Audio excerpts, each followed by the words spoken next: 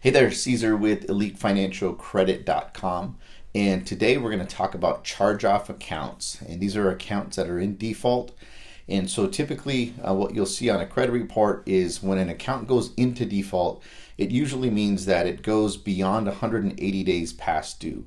There are certain timelines when it comes to default credit and certain account types that will trigger what it looks like on a credit report and what it means to you on a credit report and a financial aspect of things. So a charge-off is essentially just a collection account, but the term charge-off is a tax term. And what it means is the company, usually a corporation, has written it off on their taxes as a loss, and they've charged it off. Now, that doesn't mean that you don't owe it. That doesn't mean that they've given up responsibility for you to repay it.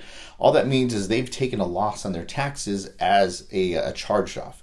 And then now what they do with that debt is up to them. They still own the debt, so they can continue to try and collect the debt by reporting it to the credit bureaus, by sending you past due notices, and eventually by trying to collect it in various ways. Maybe they have some references on call that they can reach out to. And charge-off debt is typically credit card debt, and that's what you'll see on a credit report. And other resources that they'll use is sometimes they'll outsource the collection efforts of it. So they'll outsource it to a third-party collection agency to try to collect the debt, who will then put an additional collection type of account on your credit report. Or they can even sell the debt to a third party. And if they're selling the debt, they're selling the paper, they're selling the rights to collect on it.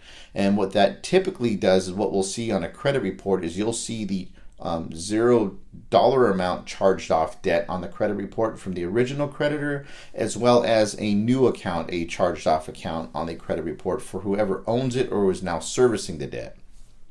There is a statute of limitations for federal debt that's 7 years from the date that it goes into default, that it can stay on a credit report and stay reported as a derogatory for up to 7 years. That date of default never changes, so the original debt timeline remains the same. And when it comes to state, there's different state laws that requires different statute limitations.